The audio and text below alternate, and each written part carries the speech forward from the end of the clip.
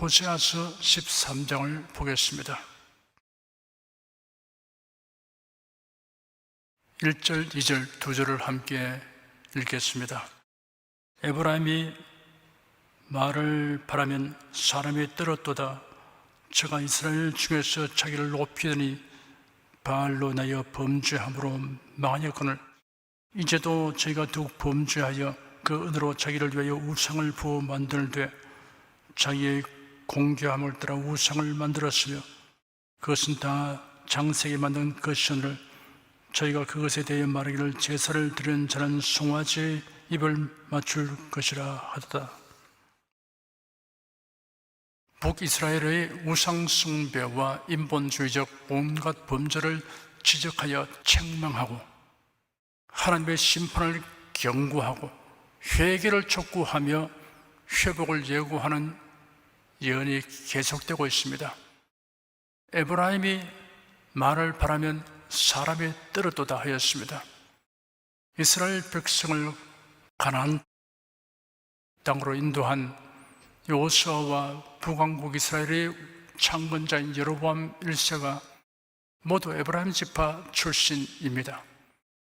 야고보의 후손 12지파 가운데 에브라임 지파는 초기 이스라엘에서 막강한 영향력을 행사하였습니다. 이처럼 하나님께서는 에브라임 족속을 선택하셔서 다른 모든 지파보다 더 높여 주었습니다. 그럼에도 불구하고 그들은 그들의 부와 권세와 영광을 자신들의 노력의 결과로 알고 교만하여져서 하나님께 감사하지 않았습니다. 이들은 오히려 율법을 어기고 하나님의 가증히 여기시는 우상을 숭배했습니다. 여로보암 1세 때 북이스라엘은 금송아지 신상을 하나님으로 섬겼습니다. 아합 왕 때는 바알 종교를 도입하여 바알을 숭배했습니다. 날이 갈수록 우상 숭배에 더 깊이 빠져갔습니다. 사람이 우상을 만드는 근본 이유가 자기를 위하여 우상을 부어 만들 때라는 말씀에 명료하게 드러나 있습니다. 사탄은 에덴 동산에서 하와에게 접근하여 선악과를 따먹도록 충동하면서 그것을 먹는 날에는 하나님과 같이 된다고 속삭였습니다. 이 꾀임에 넘어가서 아담과 하와가 하나님의 금하신 선악과를 따먹음으로 범죄자가 되었습니다. 그래야 타락한 인간의 본성에는 하나님 중심이 아닌 인본주의가 자리 잡게 되었습니다. 이기적 탐심입니다. 그런데 사람이 신이 될 수 없다는 것은 자명하므로 자기를 위하여 우상을 만들었습니다. 자기 원대로 우상을 택하거나 만들고 그것을 섬기는 방법도 사람이 정합니다. 그러므로 하나님을 거스르는 이기적 탐심과 우상 숭배는 하나입니다. 골로새 3장 5절에 탐심은 우상 숭배라고 지적하였습니다. 송아지 우상을 만들고 그 우상에 입을 맞출 것이라 하였습니다. 우상에 입을 맞추는 행위는 애정과 충성의 표시입니다. 사람이 마음과 뜻과 성품을 다하여 사랑하고 충성해야 할 대상은 예수 그리스도의 하나님입니다. 하나님에 대한 사랑과 충성에 합당하지 않고 배치되는 사랑과 충성을 하는 대상이 있으면 하나님 앞에 죄를 범하는 것이 됩니다. 우리가 어떤 대상을 사랑하고 그에게 충성을 함으로 인하여 하나님을 향한 경외심이 더하고 사랑과 충성이 더하게 되어야 합니다. 그렇지 않으면 그 대상이 우상이 됩니다. 시편 2편에 기록되기를 그런즉 군왕들아 너희는 지혜를 얻으며 세상의 관원들아 교훈을 받을지어다. 여호와를 경외함으로 섬기고 떨며 즐거워할지어다. 그 아들에게 입맞추라. 그렇지 않으면 진노하심으로 너희가 길에서 망하리니 그 진노가 급하심이라. 여호와를 의지하는 자는 다 복이 있도다 하였습니다. 3절 한 절을 함께 읽겠습니다. 이러므로 죄는 아침 구름 같으며 쉽게 사라지는 이슬 같으며 타작마당에서 광풍에 날리우는 죽정이 같으며 굴뚝에서 나가는 연기 같으리라.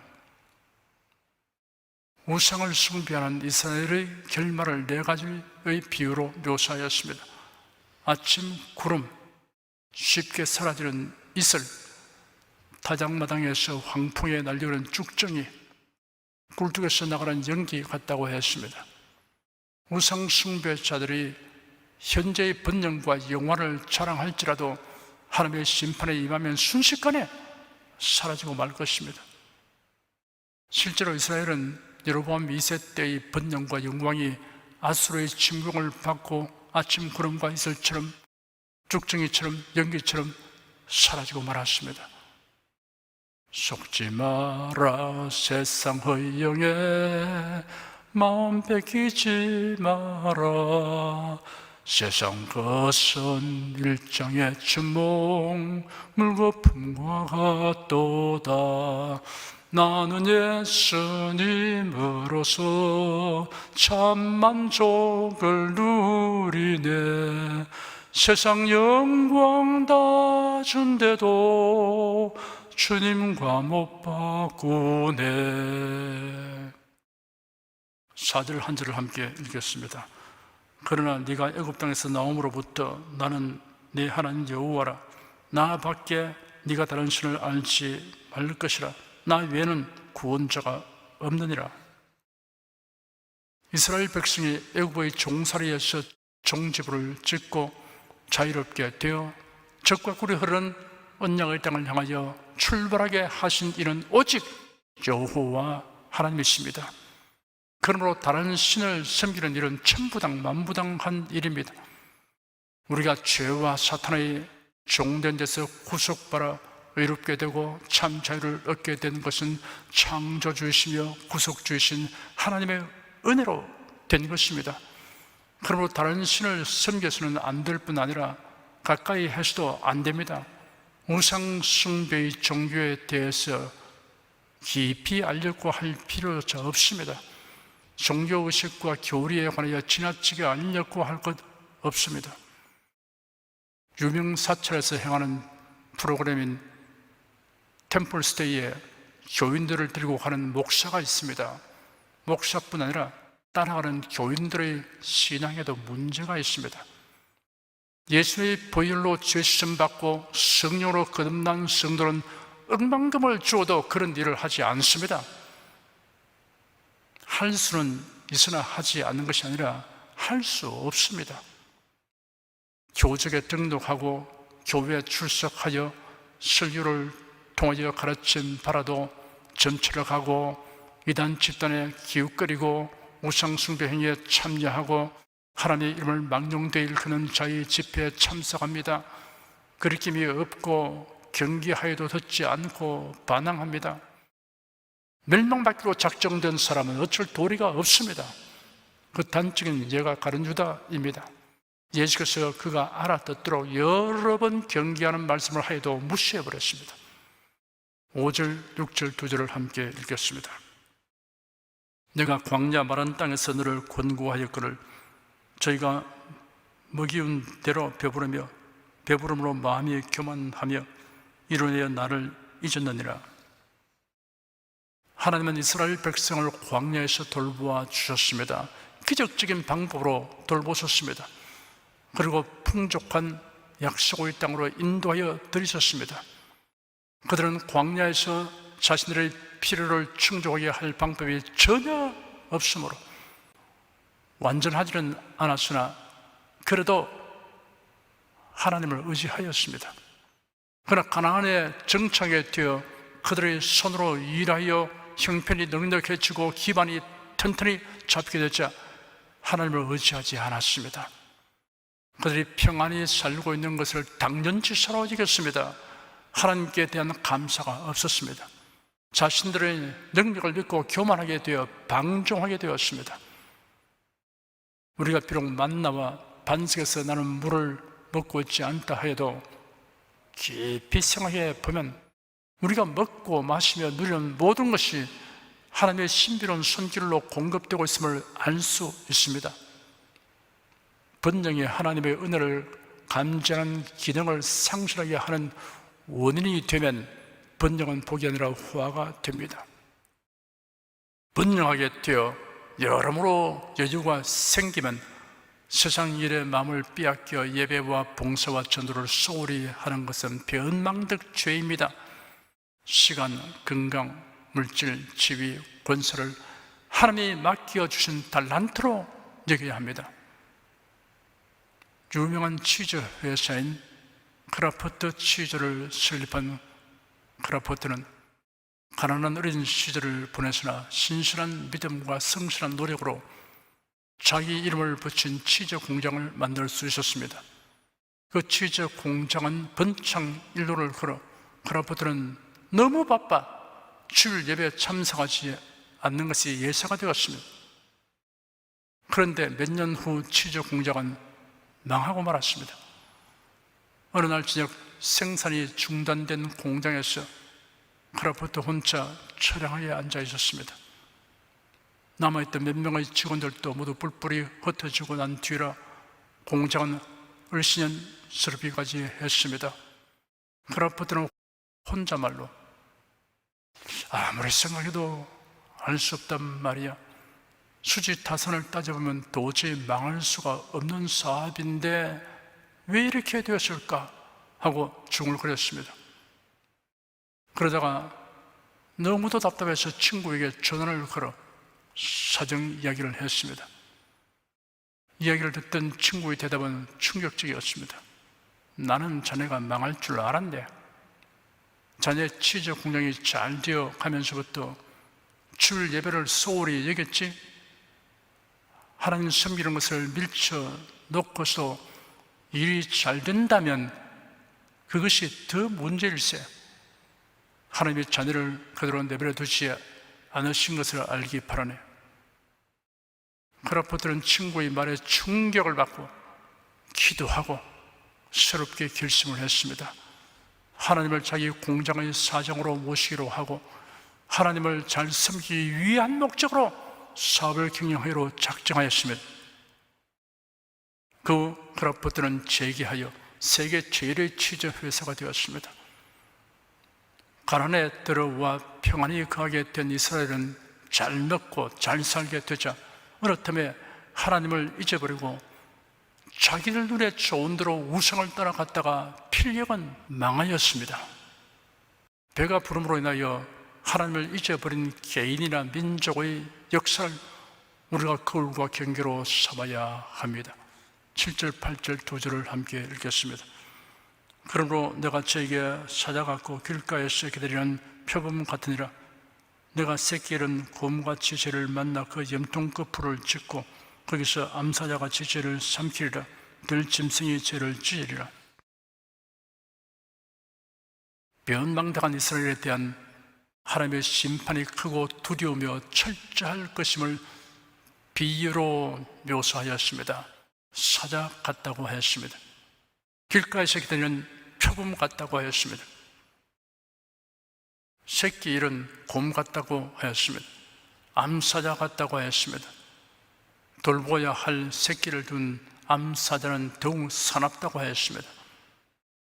하나님의 심판의 도구가 되어 이스라엘을 징계할 아수르 군대의 용맹성과 포악성과 잔인성 등을 형용하는 것입니다. 길가에서 기다리는 이라는 말은 하나님의 심판의 준비가 완료되어 하나님께서 그때만 기다리신다는 사실을 의미합니다. 다시 말하면 하나님의 심판의 도구로 사용될 아수르의 이스라엘 침략이 매우 임박했음을 암시하는 것입니다. 염통꺼풀을 찢고 라는 말은 사람의 인체 가장 중요한 부위인 심장이 손상되면 치명타를 입게 되듯이 아수르군이 이스라엘 수도인 사마리아를 함락시키고 완전히 회파할 것을 가리키는 것입니다. 9절에서 11절까지 함께 읽겠습니다. 이스라엘아, 네가 패망하였나니 이는 너를 도와주는 나를 대적함이니라. 전에 네가 이르기를 내게 왕과 방백들을 주었어 하였느니라. 네 모든 성읍에서 너를 구원할 자, 네 왕이 이제 어디 있으며 네 재판장들이 어디 있느냐. 내가 분노함으로 네게 왕을 주고 진노함으로 패하였노라. 이스라엘의 패망 원인은 적의 강함에 있는 것이 아니라 도우시는 하나님에게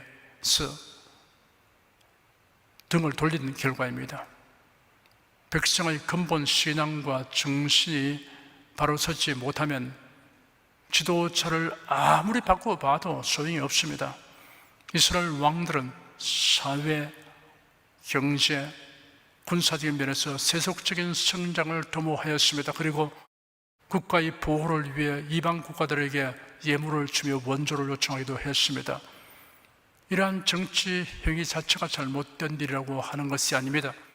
하나님을 무시하고 우상을 섬기며 불의를 행하면서 이런 정치적 수완을 의지하는 것이 폐단이고 헛되며 악한 것입니다.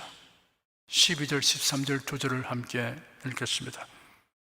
에브라임의 불의가 봉함되었고 그 죄가 저장되었나니 해산하는 여인의 어려움이 저에게 임하리라.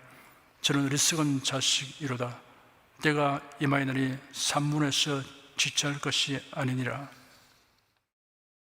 하나님께서 이스라엘의 불의와 죄에 대해 이와 같은 태도를 취하는 것은 심판날에 그 죄에 대한 계산을 하시기 위한 것입니다. 불의가 봉함되었고 그 죄가 저장되었나니 하였습니다. 하나님의 저장은 컴퓨터에 저장된 것 이상으로 완벽한 저장입니다. 마치 출산 시에 태아가 어머니 뱃속에서 밖으로 나올 때 산문에서 지체하면 모자가 다 함께 죽을 수밖에 없듯이 이스라엘 사람들의 회개를 촉구하는 선지자의 외침을 듣고도 즉시 회개하지 않고 지체함으로 멸망받을 수밖에 없음을 탄식한 말입니다. 인간관계에서도 사과하고 뉘우치는 기회를 놓치지 말아야 합니다. 하나님께 대한 회개는 더 말할 나위 없습니다. 죄인에게 회개를 촉구하신 하나님이 얼마나 감사한 일인지 형언할 길 없습니다. 인도에서 선교 활동을 한 선교사가 있었습니다. 어느 날 힌두교 성녀가 찾아와 논쟁을 걸어왔습니다. 선교사는 그 성녀에게 나는 예수님의 종입니다.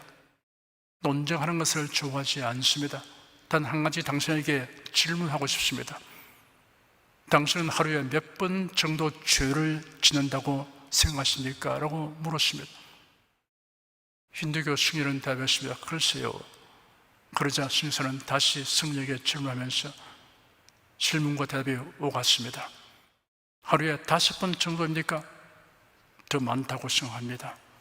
그럼 10번 정도인가요? 아니, 그보다 더 많은 것 같습니다. 그러면 50번 정도인가요? 아니요, 그렇게 많지는 않아요. 선교사는 부드러운 목소리로 승려에게 말했습니다. 지금부터 하루에 10번 정도 죄를 짓는다고 가정하면 30년이면 10만 번 가까이 죄를 범하는 것입니다. 당신은 이 많은 죄를 어떻게 책임지려 합니까? 승려는 침울한 목소리로 대답했습니다. 나는 그 방법을 잘 모르겠습니다. 선교사는 기회를 놓치지 않고 즉시 말하기를 나는 그 방법을 잘 알고 있습니다. 그 죄의 결말은 죽음입니다.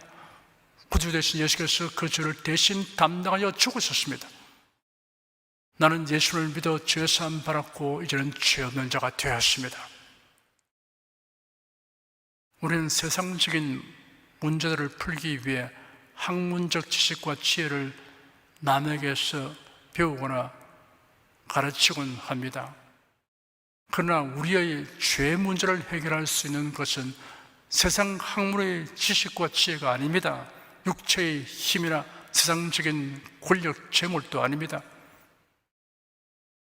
저장된 죄를 해결하는 방법은 하나뿐입니다. 예수 그리스도를 구주로 믿고 영접하는 것입니다. 14절 한 절을 함께 읽겠습니다. 내가 저를 음부의 권세에서 속량하며 사망에서 구속하리니 사망아 네 지향이 어디 있느냐, 음부야 네 멸망이 어디 있느냐, 네 우침이 내 목전에 숨으리라. 기회를 놓치지 아니하고 회개하는 자에게 하나님께서 한량없는 능력과 산으로 구원해 주십니다.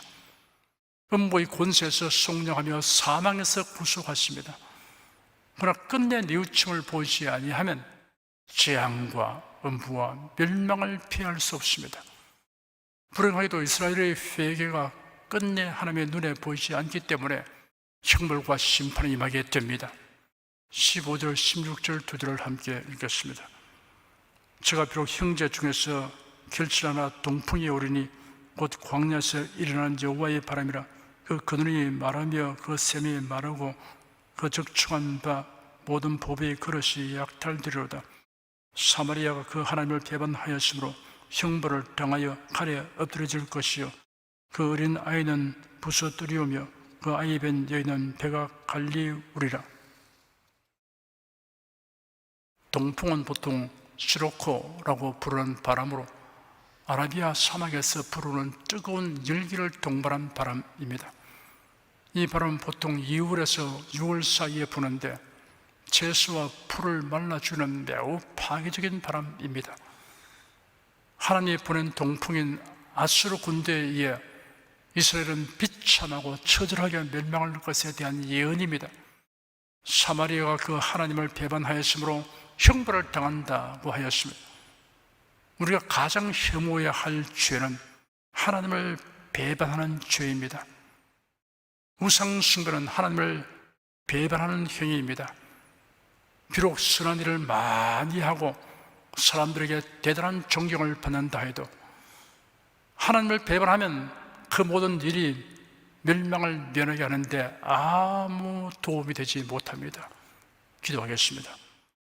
하나님의 말씀을 거슬러 행하여도 모든 일이 순조롭고 분명하게 되면 이러한 현실이 자신의 행위가 옳다는 것을 입증하는 것이라고 오판하는 것이 미련한 인생들의 형태라는 것을 살펴보았습니다.